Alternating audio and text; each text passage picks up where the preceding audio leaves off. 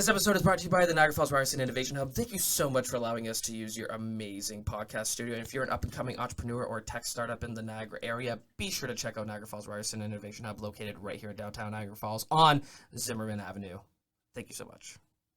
This episode of the CYF Podcast is brought to you by the Black Sheep Lounge. You can go to blacksheepniagara.com and use promo code CYF20 to go ahead and get 20% off your online order. Now, back to the program.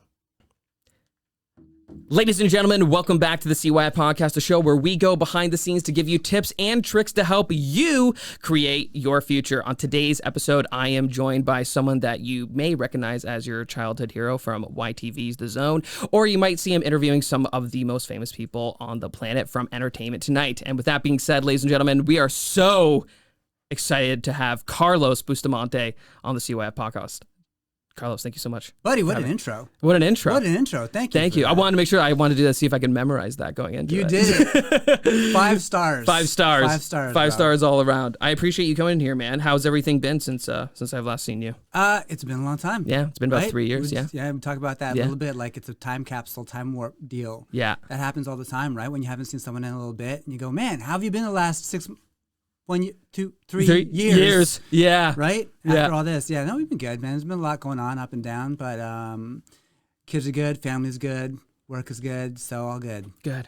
Yeah. It's all good. It's good right to hear. And Carlos, so the whole point of the show is I want people to get some good, valuable lessons for people who have had success in certain industries and for them to help them create their future. So maybe we can go into dive in kind of like the early years of what kind of triggered your passions, what were you passionate about in your early teen years, early 20s, and how it kind of led you to maybe getting your first opportunity with YTV's The Zone. So what were you passionate about, and how did that transition to that opportunity for landing the YTV gig? Yeah, it's so funny because it was all about what I was interested in. Okay. It was all about what I was spending my time thinking about, reading about, watching. I was really into, everyone's into a lot of things, but I was into musical theater when I was a kid. Not performing it so much. My parents watched a lot of old, black and white musicals. Wow. And they would always be like, yo, come watch this thing. Come watch this thing. So we'd sit there and we'd watch that thing. I had a big appreciation for the arts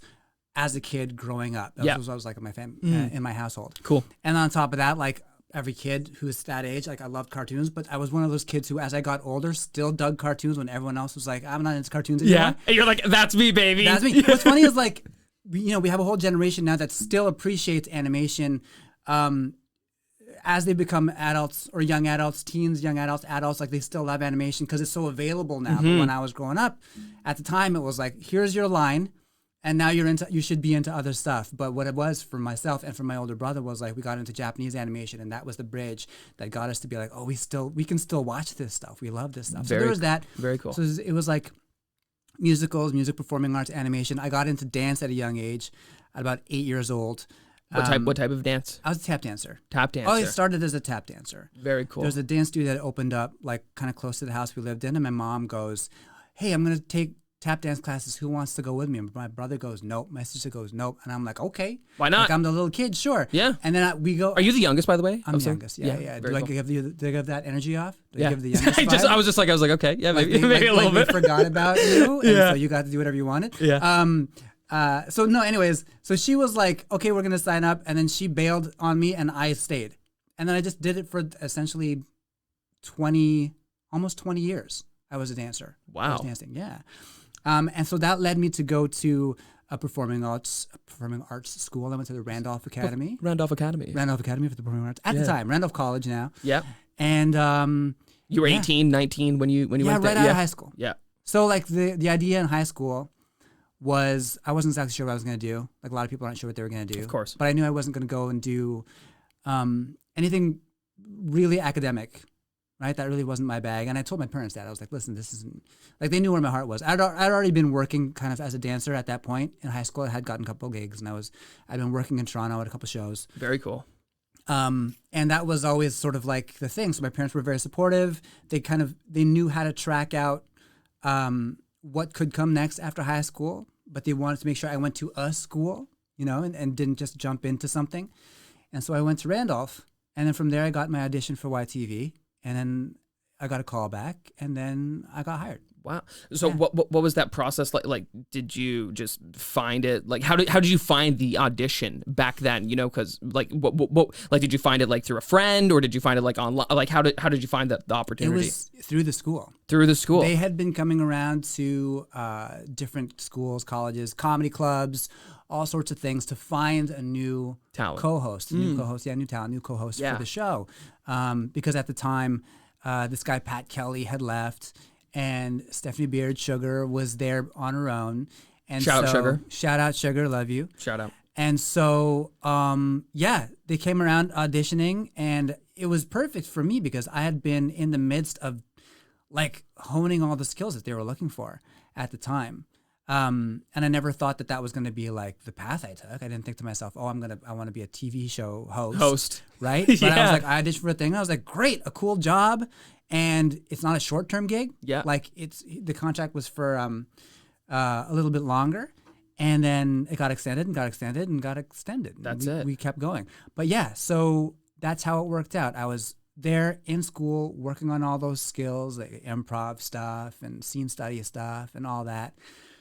And it also helped that I was a dancer, I think. That was like kind of my niche. And you can kind of like integrate that into like your interviews or when you were interviewing people and stuff like that. That was a big part of it in the beginning. It was like, bring who you are to the table. Bring that energy, bring that your unique element to this. Of course, yeah. Bring what you know, bring what you do. Know what you don't know and be cool with that. Yeah. And like, be like genuine about it. Do you remember the first ever, like when you first got the contract for YTV, do you remember who the first big guest that had an impact on you? You're like, oh my gosh, I can't believe I'm interviewing this person as like the host or whatever. I know we're going back a little bit of years now, by the way. By the way, you have a skincare routine? You have a skincare routine? I kind of did. Not really, I wash my face. Because you don't even age, man. You're like staying the same. Yeah. Appreciate you. What was I going to say? Oh, so first guest that made an impact. Yeah. I can remember. There were so many, but like, that far back, like a lot of the years kind of blur. Yeah, they blend in together. Yeah. One of the first ones I remember thinking like, this is super cool was Jack Black. School of Rock, Jack Black. Like that was wild. It was great. So you interviewed him during the hype of when School of Rock came out. That was 2003, I do believe. So that would have been a year after I started. Right. So yeah, that fills your category. One of the first. Boom. There you go. Wow. Yeah, Jack Black. That was a wild one for me. Yeah. I was like, this is insane right now. Very cool. Shout out Jack Black. Love you, man. Yeah. You're the best. Seriously. Thanks for always listening to this podcast, by the way. Yeah, for sure. Absolutely. Dude, that's amazing. That's super, super cool. What was the how long was your total duration that you were with YTV for? So you did Jack Black, obviously you grew and did a whole bunch of other things like that, but how long were you with YTV for in like your entirety? So 2002 to what was like 5 years ago maybe? I think 2017? I think it was like something like 16 years. People keep like messaging me and sending like leaving comments on my TikTok and stuff and being like, "Yo, I watched you for 16 years, 17 years. Some people are like, I watched you for like 25 years. And I'm like, I wasn't on that long. Yeah, okay, exactly. Like, this is like, oh, did I grow? I don't remember all those years, but that's cool. So no, it was a very, very, very long time. Very cool. A record. Yeah. To be fair, to be certain. Yeah. Is it weird being on this side of the microphone? I know we're just kind of having like a casual conversation, but normally you're the person that's like interviewing the people and like doing all that kind of stuff. Yeah, you know what I mean? Like, no, this is actually really cool. Yeah. Yeah, it's fun. I love it. So I was like excited to come and chill with you. And do this thing. You know? Likewise, man. Yeah, absolutely. If you could offer someone who maybe wants to get into the field of what you do or in like the entertainment space, like some pieces of advice that you could give to someone who like, okay, you know, I want to get into this space. I'm not really too sure like how. Some maybe like KPIs for life is like a new thing that I'm going by. Okay. It's like, okay, like, you know, like what's like one thing that's like that could help them get to where they want to go or achieve a certain level of success. Like what's like a metric of that looks like. Okay, so I can tell you what's worked for me. Yeah, absolutely. I feel like there are times when people will give you specifics as to how to get into on camera work in one way or another, but I didn't get into it using any specific thing. Like there wasn't a thing where someone said, okay, you got to go to broadcast journalism school, then you'll go do this, and you got to intern here and you'll go do that. Like I feel like it was natural, right? Was it all natural? Like everything just like how you talk and communicate. I feel like you can just go up to anyone, just have a conversation and be like, whatever, make everyone feel like super like at home. I would like to think so. Of course. I'd like to think I can. But you've just done that naturally, right? Like that was a learning process for me when I started, and that took years actually. So, and this kind of goes in line with a lot of things I believe, right? It's like be ready to learn. And I don't just mean like open to learn, like ready to learn, right? Elaborate on that. I would love to. What do you mean by that? So like you may say to yourself, I can take advice, or I can learn this new thing, or whatever. But you might not actually be ready to absorb it. You might not be ready to actually take it into who you are and use it for whatever you need, or even just in your everyday. I like that. Right? So you got to be ready to learn.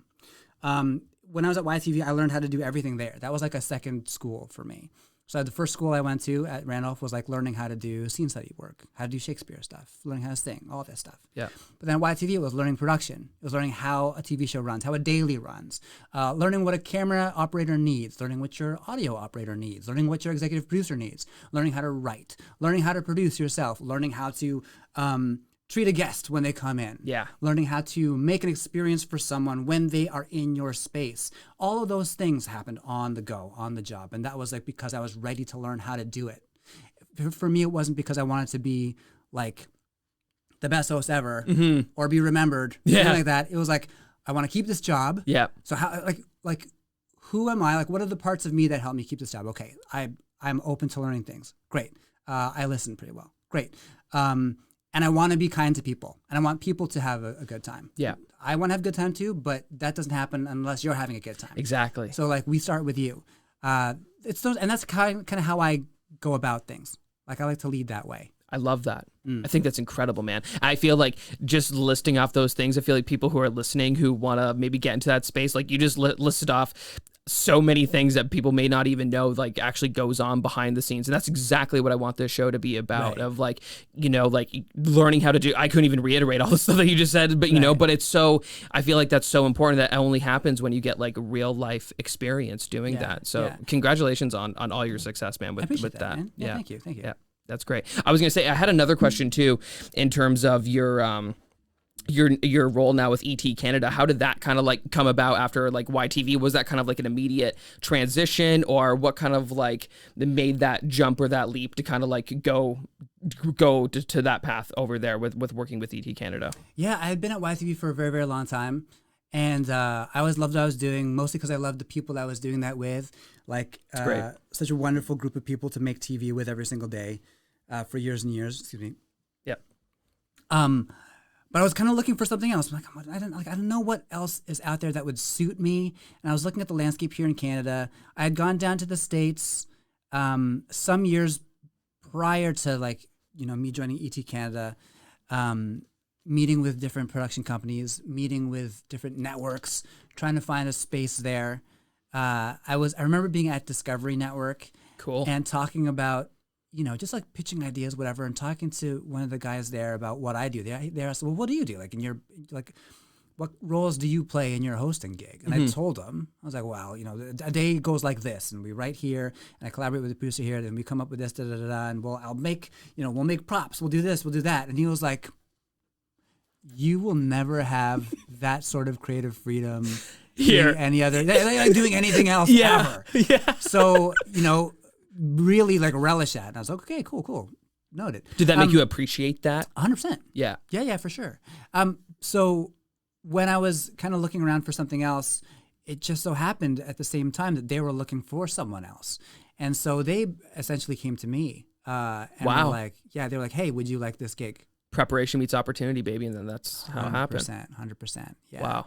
And being in the right place, right? Like being in that building, in the chorus building. Yep. When, you know, there are a lot of factors that go into it, right? Like people that are looking for a break or looking for that, what they think is going to be that success for them, oftentimes might focus inward a lot on only what you can do on the inside and maybe what another person can do for me and another person can do for me and another person can do for me. I feel like that's what the entertainment space is kind of like. People go in there with that attitude, and that's not the right way to go about doing it. I feel like it's like you got to be like, how can I give value, or how can I do this, or how can I make myself so important and so irreplaceable that it's like this is what I'm here, and I'm here for a reason. Yes, you know. Yeah, and I know that different paths for different people. Like some things have worked for different people for sure. Totally. But in my experience and with the people that I know and the people that I really respect that do what we do, it's like they were ready and they knew what they had to offer and they were open to offering it. Right? Generous with their abilities. So yeah. So anyways, they came by and, you know, it worked out. We happened to be under the same parent company. That certainly made it easier to not have to go looking for things. Totally. Kind of like the merger was pretty new at the time. And that's how it panned out. I had done, before they asked me actually officially, they had asked me to do one shoot for them. I did 2 shoots for them. I did one where I was in studio, just kind of covering for somebody. And it was my first time on ET Canada set. We were just kind of thrown into the woodwork. It's like, okay, you know, there's a call. Blah, blah, blah. You just got to go in right into the fire. And, you know, in retrospect, I think it was part of their process of looking for people, right? Right. So a couple people got a chance to go and be on set and do a day. And then I had been asked to host to be a reporter on a carpet for a big event. Cool. And so it's all stuff I knew how to do. Right? It's all stuff I knew how to do. And I know that I can do it well. And also that I can do it without making anything difficult for people. Like me doing that carpet with the producer who's awesome. I love you, Will. We worked really well together as a team.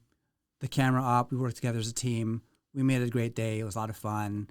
And it didn't hurt. There was an audience of like young people kind of behind us, like just in the parking lot where the red carpet was, and they knew who I was too. So them being hype that I was there also kind of helped add to the energy, to the atmosphere. Yeah, 100%. Caught that on camera too. So, you know, those 2 things might have attributed quite a bit to them asking me to jump on board. Very cool. Yeah. And when you first started off with when you first were like there, what did your kind of like day-to-day routine kind of look like? Because I know you were flying around all these different red carpet events. You were doing this. I remember when I first met you a couple years ago, you said you were traveling like quite a bit. When you first were working there, what did like your weekly or even daily routine kind of look like in kind of comparison to YTV? Yeah. So in comparison to YTV, it's funny because it changed depending on the years, right? Like on what we were doing, on who was on the team. I'm talking about YTV, of course.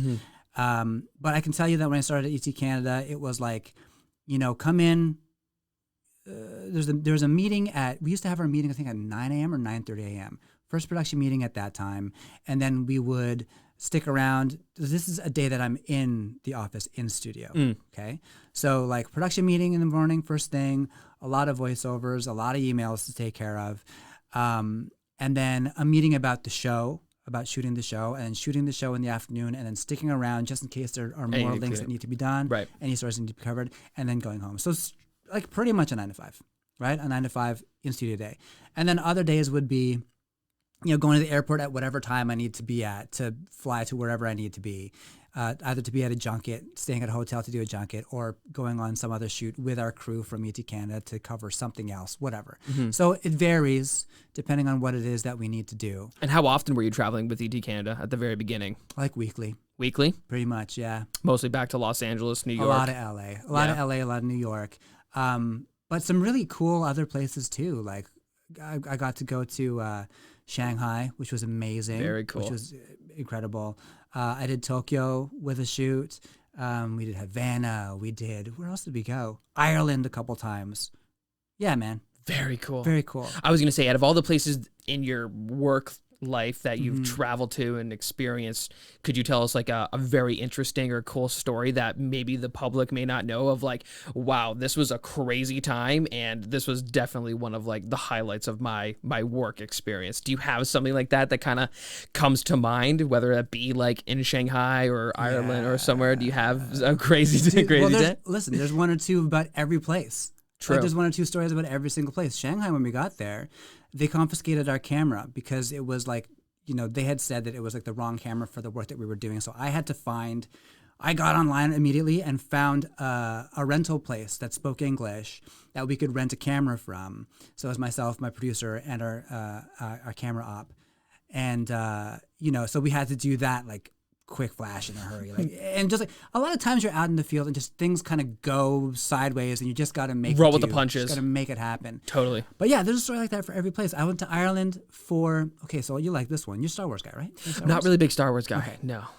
1, 2, anybody? No. a little bit. I went to Ireland on St. Patrick's Day in Ireland, in Dublin. That must have been insane. To cover like the Blu-ray release of The Last Jedi, and Mark Hamill was there. So Mark Hamill was like the guest of honor at the St. Patty's Day parade. Plus, we all got to interview him. Plus, we did a big Q&A with him and hung out. It was wild. Wild. Awesome. So like very, very cool things have happened, and still happen. Yeah. Yeah. Wow. That's amazing. And what was like with now things like kind of getting back to normal-ish now that COVID's a little bit more subsided, things are opening, we're getting back to it. What's kind of next on the horizon for you with ET Canada? What can people kind of expect as to what's going on? Well, we have a live show every day at 2 p.m., which is kind of like one of the more exciting things to do because it is live. It goes live to YouTube and Facebook every single day. And it's a half-hour long show, which is the same length as a broadcast show, but it's kind of like, there's no strings. There's nothing kind of holding you up. There's no edit. You just get to go, which is a lot of fun. It can be a little nerve-wracking. Can be very interesting. Yep. But as far as travel goes, I'm going to do my first big traveling shoot in like 3 years, I guess, right? Where are you going? In July, San Diego Comic-Con. Nice. So like very cool. Throw you back in. Here's 1 million people. Just go. Yeah, exactly. In the middle of Because San Diego Comic, that's definitely. I think it's the biggest or one of the biggest. It's like the biggest. Yeah, like right. It's wild. Wow. Yeah. Do you have any like an agenda set up of like who you're going to be interviewing or anything like that? That's right still now? TBD. Still TBD. And it's funny. It's like we'll the week before we go, we'll have this kind of like soft list of what we're going to do, and then it changes day by day depending on who's available, depending on what we can get. So sometimes we'll add 2 shoots, sometimes we won't have that one shoot that we wanted. So it's really it's exciting. It can be very hectic. It's super tiring, but like energizing at the same time. So yeah, I'm looking forward to it. Very cool. Yeah, do you have like a favorite celebrity interaction or like guest interaction where you're just like, wow, this was like one of the coolest experiences like ever when you're interviewing someone on the red carpet? I know you interviewed Jim Carrey. I know you've interviewed a lot of stuff. Yeah, who is someone that when you were just like, wow, this was an incredible moment? The first time I interviewed Jackie Chan was very like cool. Was like my what do I do after this? Yeah. Like what do I do after this? Yeah. And all I wanted to talk to him about was his old movies, but I couldn't. Right. Course. Yeah. But like Carlos wanted to do. That's all I wanted to do. But recently, who did I talk to over Zoom was Joe Coy, which is really great. Joe Coy, fantastic comedian, Filipino. Yep. Love Joe Coy. Shout out Joe Coy. Love you, Joe. Thank you for listening to the podcast all the time. Yes. CYF Podcast can be found exclusively on YouTube. Thank you very much. Thanks, Joe. Thanks, Joe. Joe said. Yeah. So I just interviewed him. It's Filipino Heritage Month in June, and I wanted to do a few special interviews for the month, and he was like just an amazing get for me personally. Just like such an influential guy in our community. He was like a role model for you, or are you like very like? Are you full Filipino, or are you half? I am Filipino. Yeah. No, are you full Filipino? Yeah. I was born in Manila. Came over here when I was very young. Wow. Yeah. Super cool. So it's not that I grew up even really knowing who he was. I didn't discover him until maybe his like first big stand-up special. And this is what I told him too when we were talking. I was like, you tell the jokes that we tell, that we'll tell in our households among family. And he was like, yeah, Filipinos are funny, right? I just thought, I was like, it's just cool that because no one that I knew previously to him, I should say, was really doing that. Was like letting the world kind of know, here we are, and like here's the funny stories that we have that are also just like your stories, but you didn't realize it. And that was a very, very cool conversation to have. Making him laugh was wild. That was amazing, like the best thing. I love that. Yeah. That's incredible. And for someone, I was gonna say for someone who's looking to get like really regimented with like a routine, because I know like with traveling with your job, it's like a lot of things are happening all the time. Do you have a daily habit or something that you do every day that kind of like resets you or focuses you for the day? Do you have like a habit that really just is like, okay, I know that if I do this today is going to be a good day? What is like kind of your daily habits kind of look like?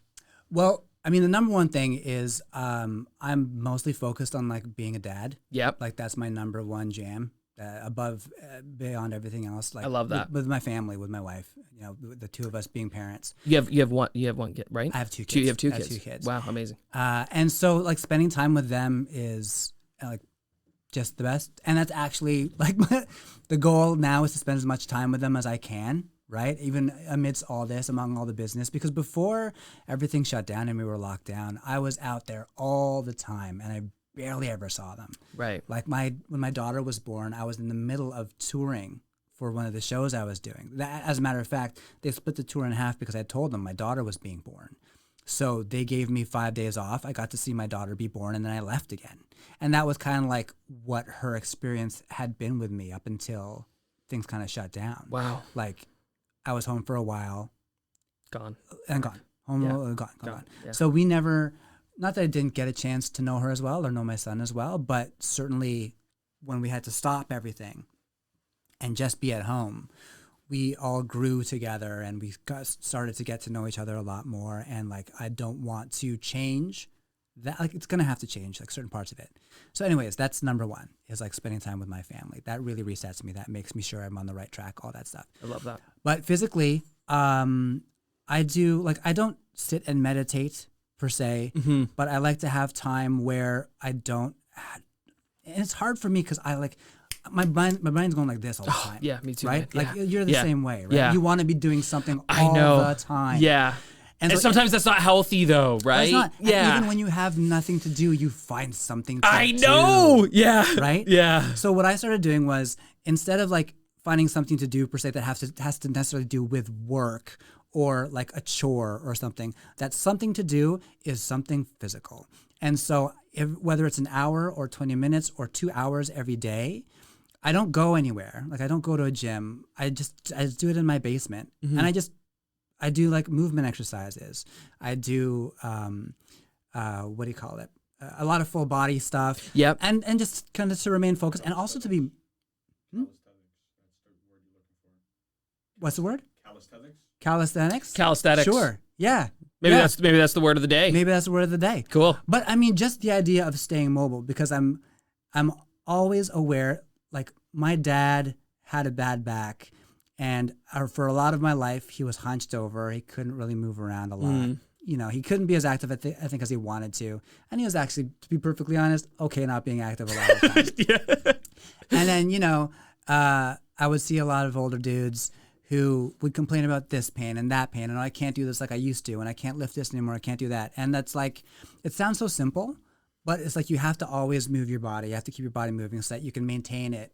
And like, even if you're like 20 now, you know, that's invincible years. Yeah. But that goes away pretty quick. Totally. Right. So that's how I kind of refocus myself. I love that. I think that's great. And I love learning that from people who are in different industries, because then I take it all in, I absorb, and then I apply it to my life. So thank you so much for sharing that with me. And I think that's going to really resonate with a lot of people too.